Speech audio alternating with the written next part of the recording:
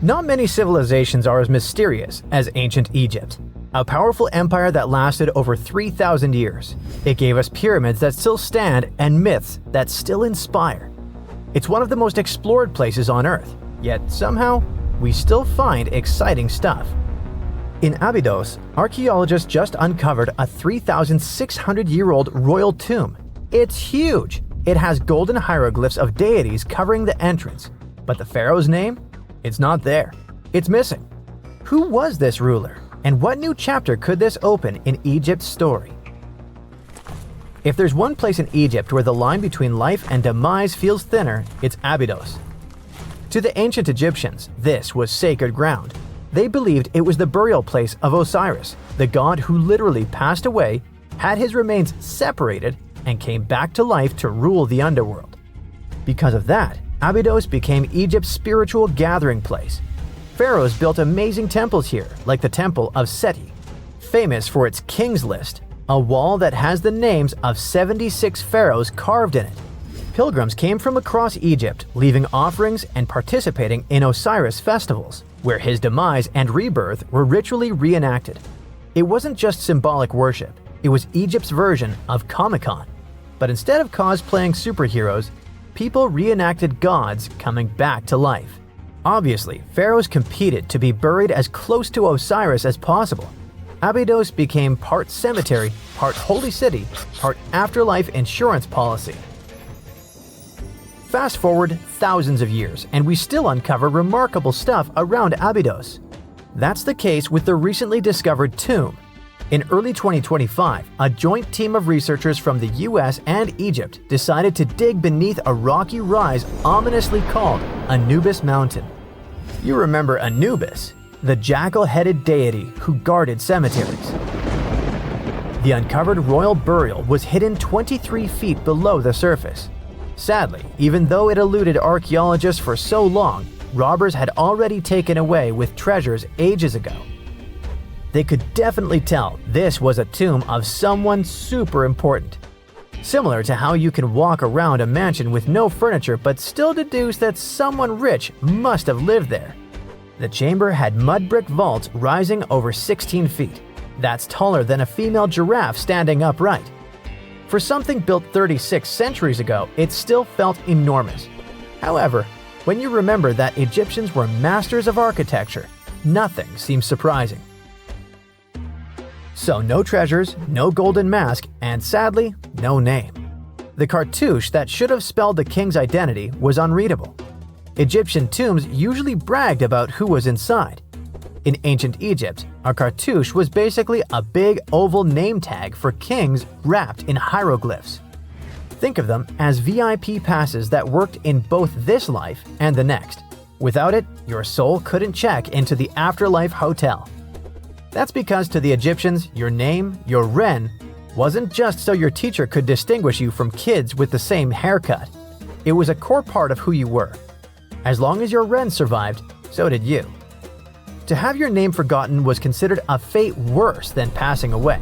A soul cannot journey without a name. That's why you'd see cartouches all over the place, on temples, obelisks, jewelry, statues, and tomb walls.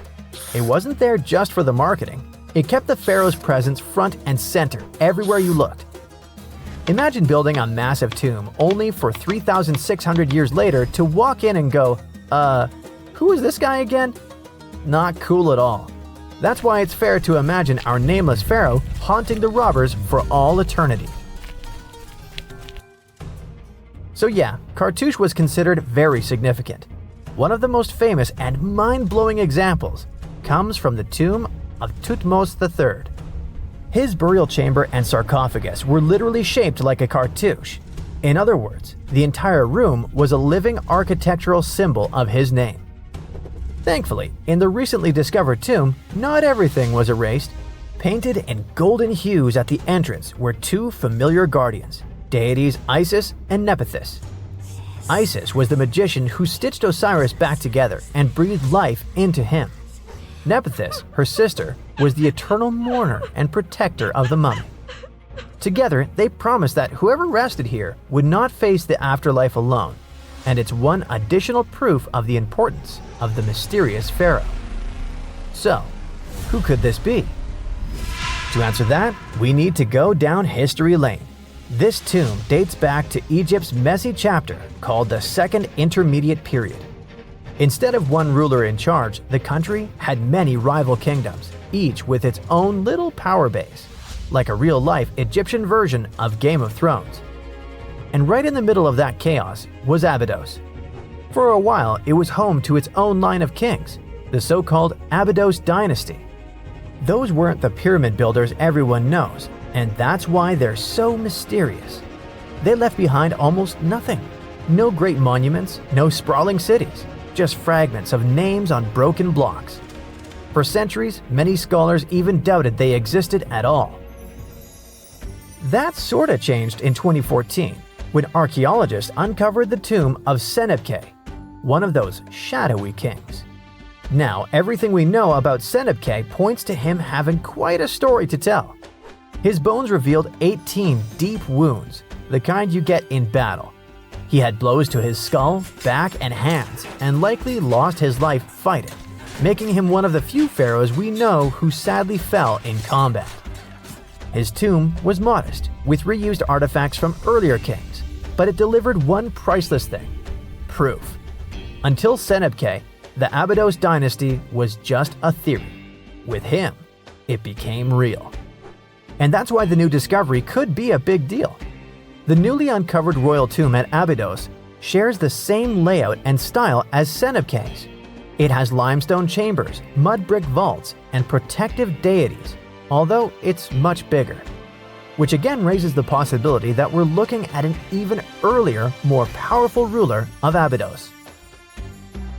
Whoever he was, he wanted to be remembered alongside the greats. Which is ironic, because it seems that history tried erasing him. Perhaps additional findings alongside his tomb could tell us more. Yes, there's more, and it's actually pretty cool. Not far from Abydos, in the village of Banawit, archaeologists uncovered a Roman-era pottery workshop. Yeah, you heard that right, a pottery factory close to a pharaoh's burial ground. The site had huge clay kilns, storage rooms, and even broken shards called ostraca. They were basically ancient sticky notes, except instead of shopping lists, those had receipts scratched onto them in Greek and Demotic Egyptian. Little records of everyday transactions, the kind of thing you'd never expect to find near a lost dynasty king. Honestly, the potters missed a chance.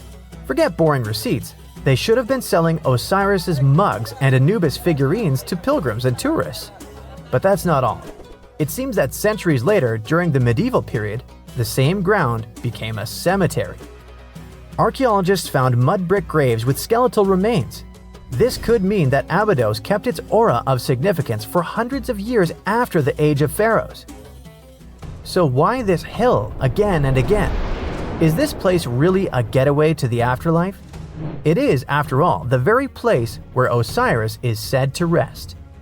That belief lingered like a shadow for thousands of years, strong enough to pull in pharaohs and later medieval families. Different rituals, same sacred ground. Although, to be fair, the Romans weren't here for Osiris. They came to make pots. The story of Abydos is not over. The excavations will continue, and who knows what else could be discovered in the future. Today, archaeologists are armed with tools that are basically X-ray glasses for the desert. Every scan could reveal a hidden chamber, or if we're lucky, finally give our nameless pharaoh his wren back to him. In fact, I became strangely invested in finding out who he was. So let's hope for some news soon. It's only a matter of time. Do you have your own theories? Let me know. One more step in the wrong direction, and the crossbows will release their arrows. If you open the wrong door, you'll end up in a river of mercury. It's almost impossible to get out of this place, but it is even more difficult to get here. No, this is not a location from an adventure movie, but a treasure hunter. This is a real giant tomb filled with traps and streams of toxic mercury.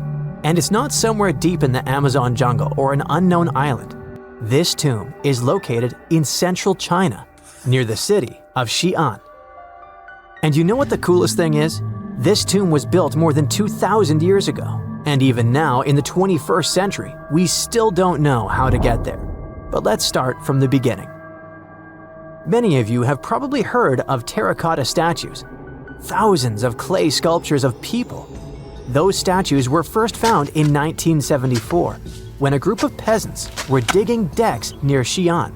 They found a detailed human-sized figure, and that was 1 out of 1,000. Each figure was made as realistic as possible. Each of them was unique and had its distinctive details. More than 50 years have passed, and scientists are still digging up these sculptures. The number has already exceeded 8,000. But what are they doing there? What is their purpose? Terracotta sculptures are kinda guarding the tomb of Emperor Qin Shi Huang. He was such an influential man in China that he wasn't just buried in a tomb. His servants created a giant coffin complex the size of a small town. So, if thousands of clay guards symbolically protect this place, it's difficult to imagine what's in the center of this ancient, gigantic tomb.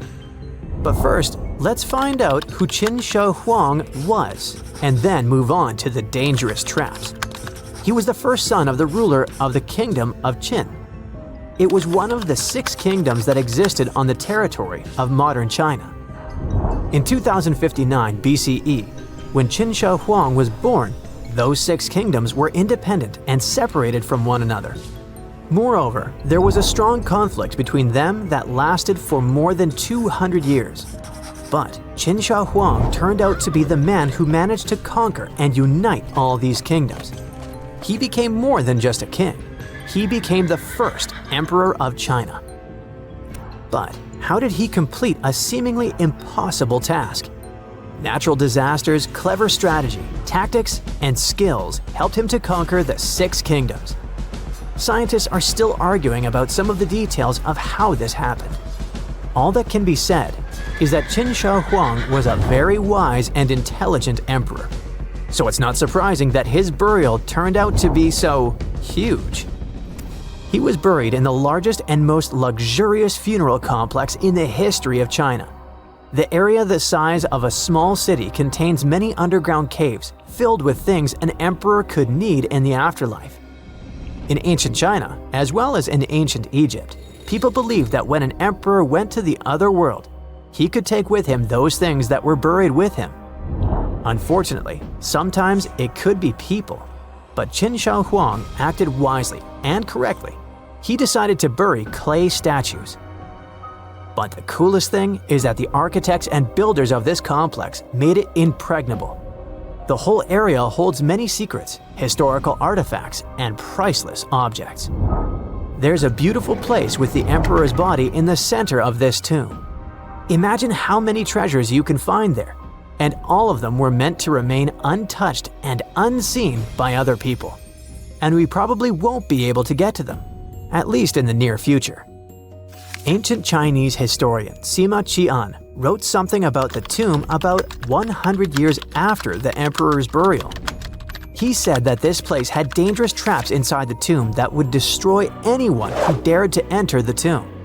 The engineers installed crossbows with loaded arrows and also poured a huge amount of mercury, simulating the movement of rivers. Of course, that was 2,000 years ago, and crossbows probably don't work anymore. But what about mercury? This toxic metal has no expiration date. It's shiny and moves quickly in liquid form. It looks beautiful, but don't touch it. Even a small drop of mercury can cause damage to your body.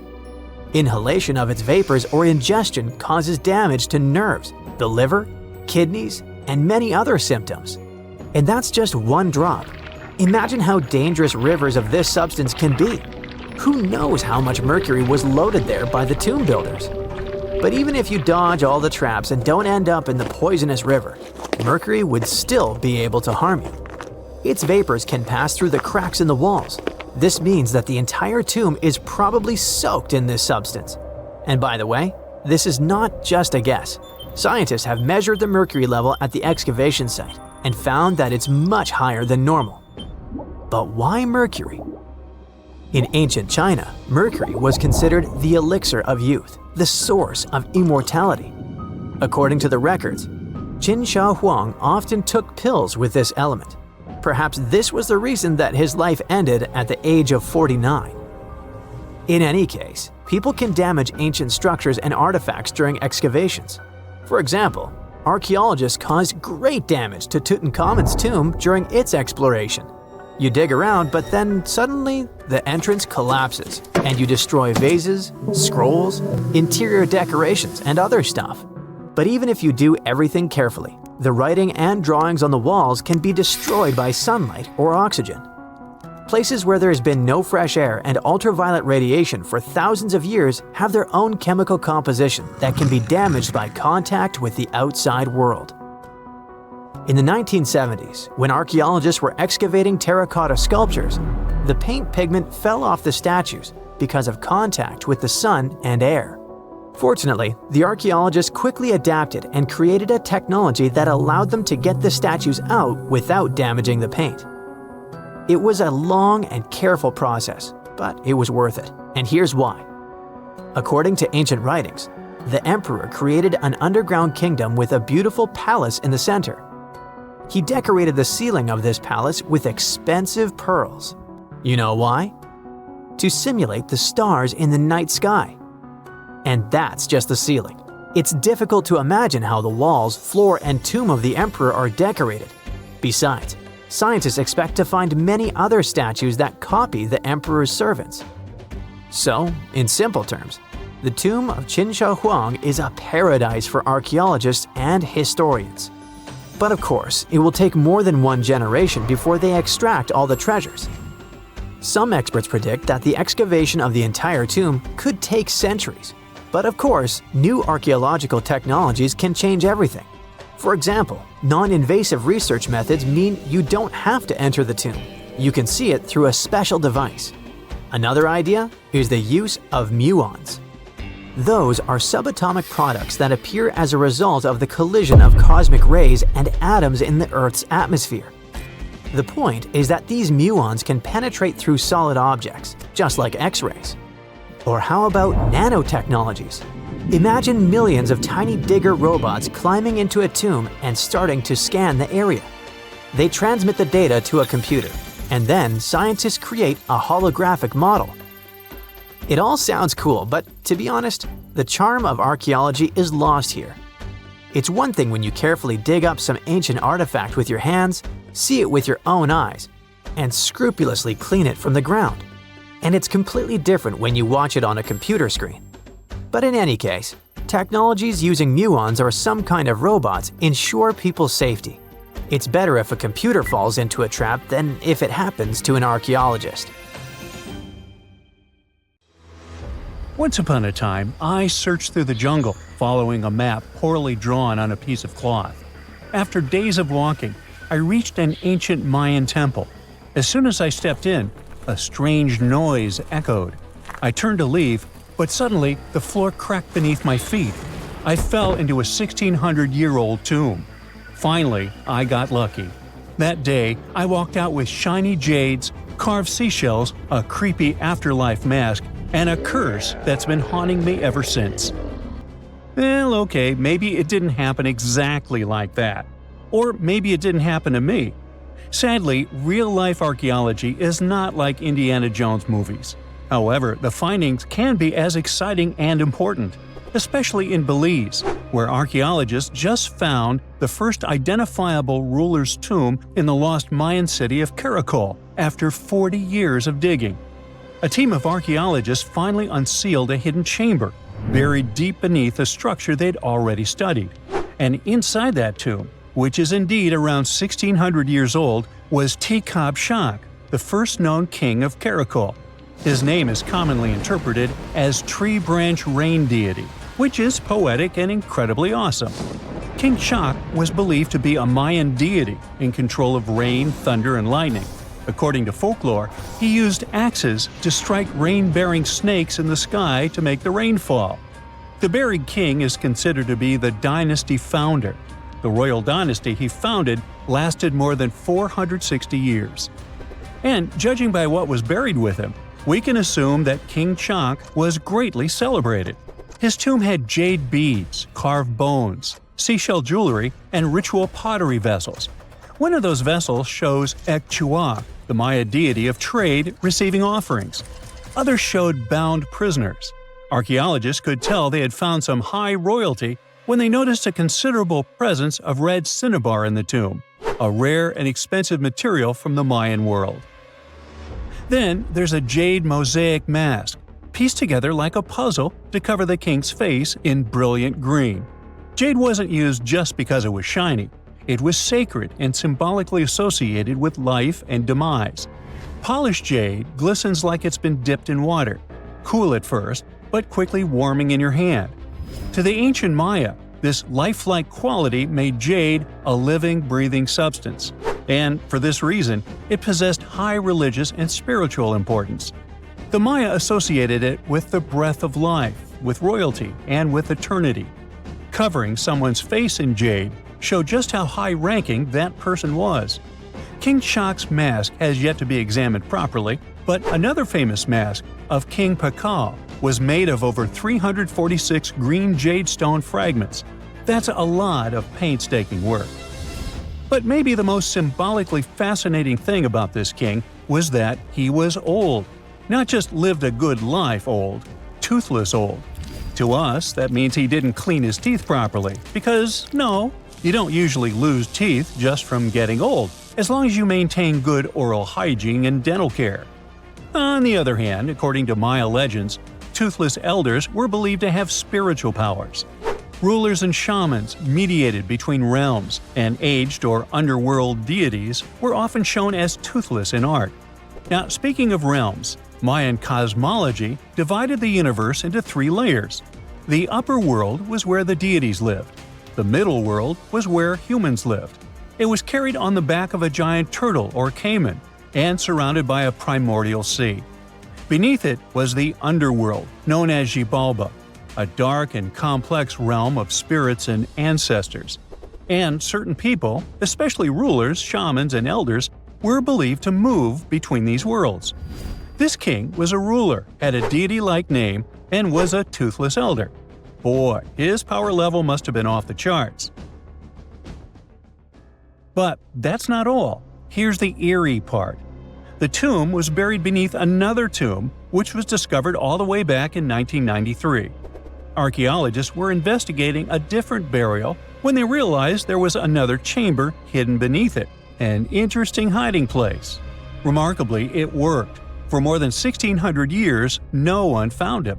This makes Tikal Chak's tomb the first ever discovered at Karakol that can be definitely linked to a known ruler, thanks to hieroglyphs, burial context, and artifacts. Now, if you're not a geography or history buff, you've probably never heard of Karakol. Today, it's a remote ruin deep in the jungles of western Belize. But around 16 centuries ago, Karakol was one of the largest and most powerful cities in the entire Maya world. At its peak, it covered over 77 square miles, which, for reference, is larger than modern-day Belize City. Its population was around 100,000 people. That's more than most cities in Europe had at that time. And it wasn't just big, it was advanced. Karakol had pyramids, ball courts, palaces, reservoirs, and a very complex road system. Stuff like limestone superhighways stretching miles through the jungle. Past excavations also turned up arrowheads, drills, spindle whorls, figurines, and everyday tools. King Chak's tomb was one of the three major tombs found in the northeast Acropolis. That's near Kana, the central archaeological complex at Karakol, and one of the tallest human-made buildings in all of Belize, even today.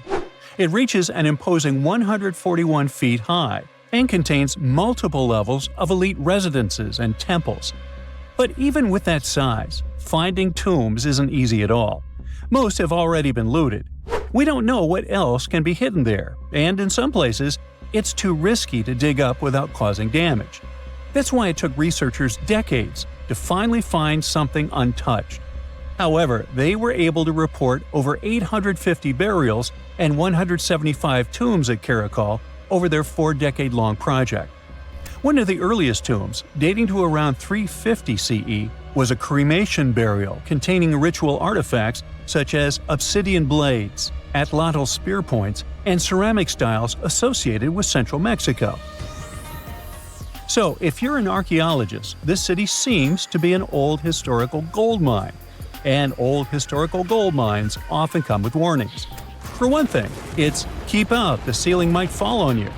Besides, even though scientists are excited about this discovery, if the king can really walk between realms, he's probably annoyed by all this.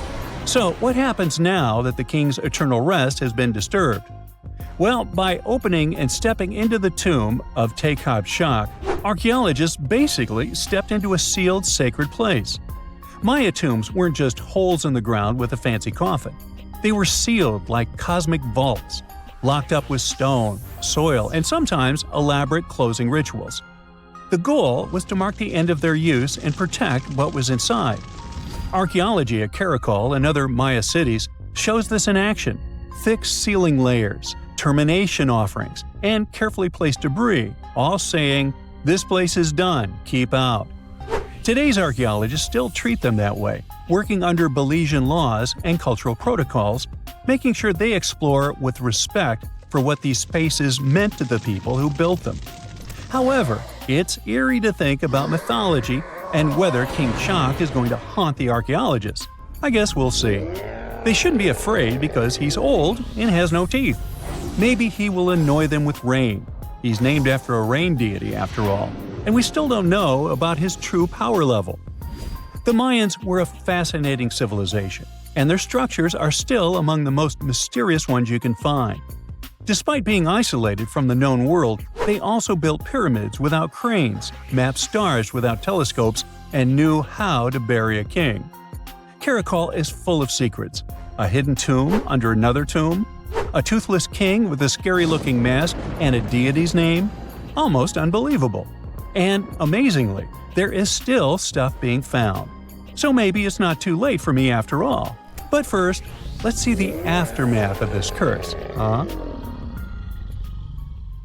Archaeologists recently found something fascinating from a forgotten Maya kingdom: a tomb hidden in a collapsing pyramid. Inside, there was a king buried for 1,700 years. A jade mask that looks almost human, but not quite. And all this thanks to the looters who missed it by just 6 feet. They stumbled upon it in 2022 in the dense jungles near the border of Guatemala, Mexico, and Belize. In Mayan times, this little place used to be called Chachkitam. It's a lost city, half swallowed by jungle. This place meant pretty much nothing compared to other big Mayan cities, like Tikal or Teotihuacan, or so we thought. The team found a tomb of a Mayan ruler. The artifacts, the names of kings, all this revealed that Chachkitam wasn't just some tiny village. It was a pretty important place for that culture. And what they found inside that tomb may rival the treasures of any Maya metropolis. The tomb's ceiling had collapsed long ago, but the offerings were still inside and remained intact even after centuries. They recovered over 16 spondylus shells. These things were used by the ancient elite for power and rituals. That meant that whoever the tomb was related to, it was someone wealthy, of high status, who got themselves a ceremonial burial. Archaeologists also found carved femur bones. They were etched with hieroglyphs and names. Maya literally wrote their history in human remains.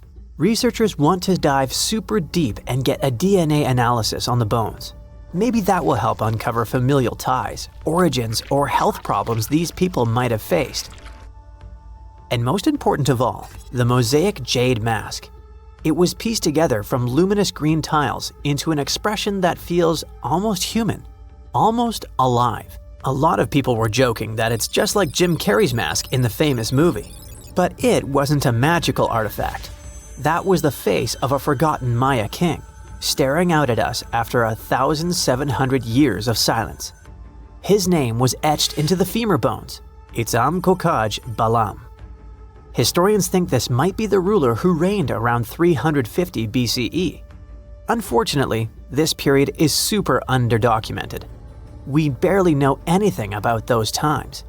but it looks like he was pretty important to the locals. One of the bones even showed a carved figure holding a deity's severed head. The deity's head looks exactly like the jade mask.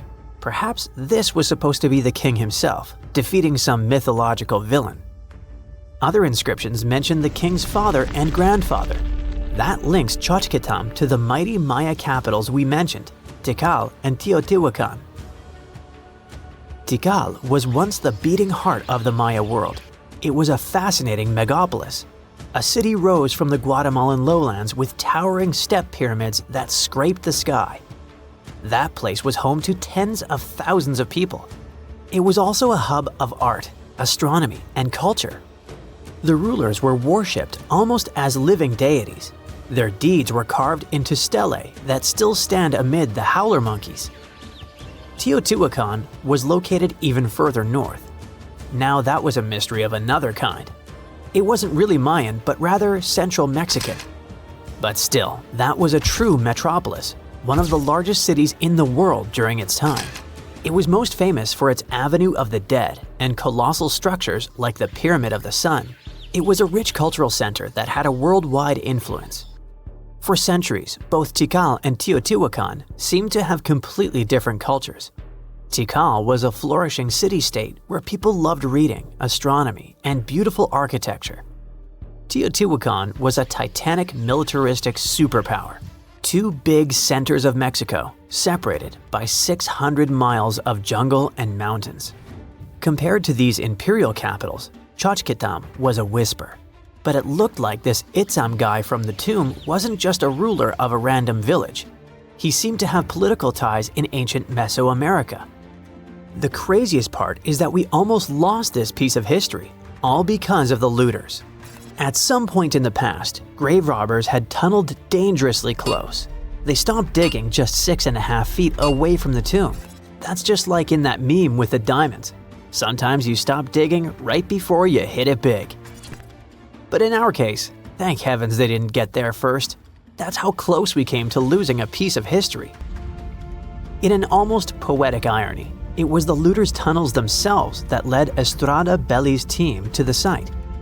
Archaeologists have been looking around and using the so-called LiDAR technology. That's basically laser beams shot from high above, which help them map the spot. It's like taking X-rays of the jungle floor. And that's when they found the little signs of intrusion. They quickly realized that if someone was digging here, they were probably looking for something important. Without the failing looters, they might have walked past a discovery. In any case, archaeologists want to keep searching. They might even find more chambers buried inside the abandoned pyramid. We just keep finding mysterious things related to the Maya. Recently, buried deep within the ruins of Tikal, archaeologists found a house, and in that house, a limestone altar. It was covered in vibrant murals of red, yellow, and black. What's weird is that this build wasn't made by Maya. It was unmistakably Teotihuacan in style. And just like the tomb from before, it was made about 1,700 years ago. The altar was discovered inside a Maya-era residence known as Group 6DX7. It stood 3.5 by 6 feet right in the center of the home. That was very typical for Teotihuacan traditions. It bore a mural of the storm god. That was also a central deity in the Teotihuacan pantheon. But this altar depicted no kings and no rulers. That's very weird. As we said, Maya worshipped and honored their dynasties and political power, putting them pretty much everywhere, like some merch. But instead, this altar worshipped the deities alone, and it did so in the heart of Maya's main capital, Tikal. When archaeologists dived deeper, they saw it as unmistakable proof that Teotihuacanos not only came to Tikal, they thrived there. This house wasn't some trade outpost. People actually lived in it. Teotihuacanos built homes, practiced their rituals, and left their deities behind in this city. And Maya seemed to be chill about that. Researchers think this was a home for some elite people from Teotihuacan, or maybe it belonged to Mayans who practiced Teotihuacano culture and deeply respected it. But it might be something darker than a simple, friendly multiculturalism. The two cities weren't in the best relationship. There was some tension, maybe even surveillance. The house and the altar were probably built around 300 to 400 BCE. That was a period when Tikal was rising in power. This might have caught the attention of the mighty empire to the north. It's almost as if Mayans poked the beast. By 400 to 450 BCE, that attention may have become something sinister. The altar could have actually been the symbol of domination. Had the Maya of Tikal truly welcomed their guests, or did they come here and bluntly started building foreign altars in sacred spaces? Did Teotihuacan use this as some kind of soft invasion? In that case, it would make sense for Mayans to destroy that place or vandalize it somehow. Mayans regularly buried their buildings and rebuilt on top of them. But for some reason, this altar remained untouched. Mayans found it and buried it with the surrounding buildings as they were. No vandalism, no destruction, no rebuilding even. Looks like they had some complicated feelings about Teotihuacans. It was a time when cultures clashed, fused, overlapped, and possibly spied on each other. Perhaps one day we'll learn more about what really happened among these ancient civilizations.